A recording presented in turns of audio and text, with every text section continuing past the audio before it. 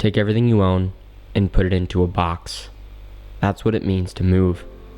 Moving is quite literally motion. It is also a form of emotion, which is kind of fitting given the fact that change can be so stressful.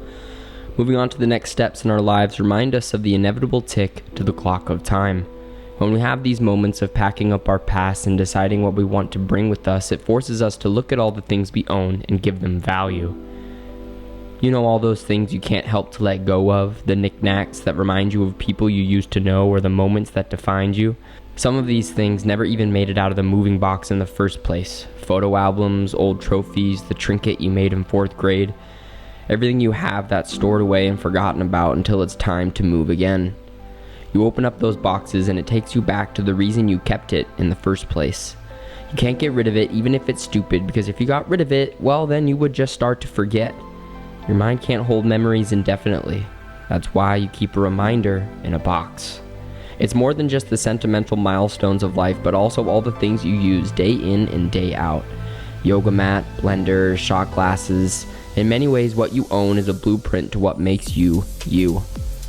Now, as you may know, those boxes get heavy and they have weight restrictions on airplanes, so when moving abroad, I was forced to do 2 things.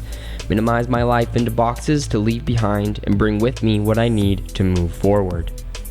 Now, metaphors aside, moving freaking sucks. Getting absolutely everything out of a place is exhausting. At a certain point, you just start throwing all those little pointless things that you don't want to throw away because you don't want to have to buy them again, but just in case you need it, even though you didn't need it for the whole time that you lived at your stupid apartment, but then the second you get rid of the stupid little cord, you need it.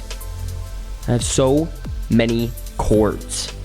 That's the first thing I got organized and packed was my equipment. I have a Sony a7S, Insta360 camera, a vlog camera, cringe, and a drone. Second thing is clothes. As much as I would love to have my bare ass to the wind, I don't think it would look good showing up to the airport naked, so I brought all the socks and underwear I own, 25 shirts, 4 pairs of pants, 4 pairs of shorts, 4 jacket type things, a wetsuit, overalls, and 2 cloaks. Alright, every adventurer needs a good cloak.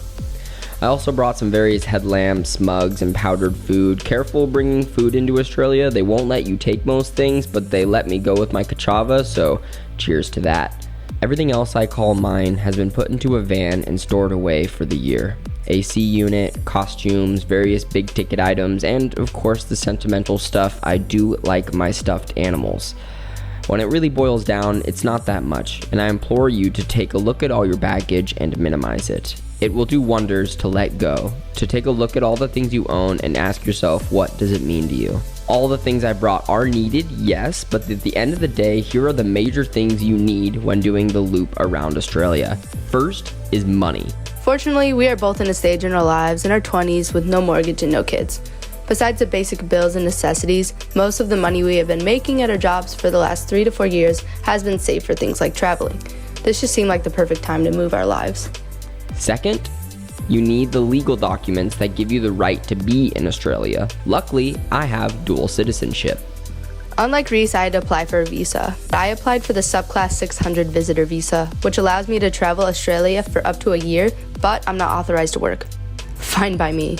From this point on, we have had to do things like get our international driver's license, apply for medical insurance, and just in general familiarize ourselves with the country and research where and what we want to do for the next year.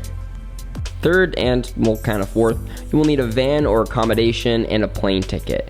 You also have to deal with saving your phone number where you are from and getting a new phone plan over here, but refer back to the first thing on the list, money.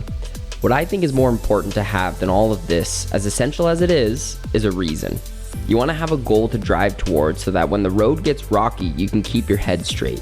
When all seems lost, you have to be able to rely on yourself, especially in a foreign country. You can make things happen. You are the only thing that can move your life forward. No one else is going to do it, not unless you ask for help. And the Lord knows it's good to have friends help you when you move, especially one with a truck. I know my parents and family have helped me a lot and have been super supportive, so thank you. You can know the who, what, when, and where, but the why is the most important. You don't have to know it exactly, but you do have to strive to find it. I started this thought to move because I wanted to use my dual citizenship. Otherwise, it's just a piece of paper. One of my goals in life has been to live abroad for at least 6 months to a year. It is a good duration to actually feel like you are living there and not just vacationing, to fully immerse yourself in the culture and explore the whole country for what it has to offer. I'm a big traveler and have been obsessed with planning vacations. I'll be honest, I'm looking down the barrel of 30 and I got a little scared. I want a family, but before that, I want to travel. As the idea of doing the lap started to grow, it gained momentum and perspective. I know I'm doing this because I want to make something I can call my own. I want to have something to look back on and remember. I want to fall in love like I have never done before. I want to explore the place I used to call home and share it with the people I care about. Traveling quite literally means the world to me. It has been one of my biggest priorities in life. It means stepping out of my comfort zone and leaving my bubble that I call home. This year will be the year where I further discover myself. I really want to put more focus on bettering myself. I want to work out, study, read, learn new things. I want to fully embrace the minimalist lifestyle. In all honesty, the hardest aspect of moving is having to say goodbye to family and friends. It hurts having to say goodbye to the people that mean so much to you. Everyone has been asking me how I am feeling about moving across the globe, and honestly, every day is different, but frankly, I'm shitting bricks. I'm scared and anxious, but I'm also so excited and happy for this chapter and cannot wait to see what Australia has in store for us. So, that's it for now.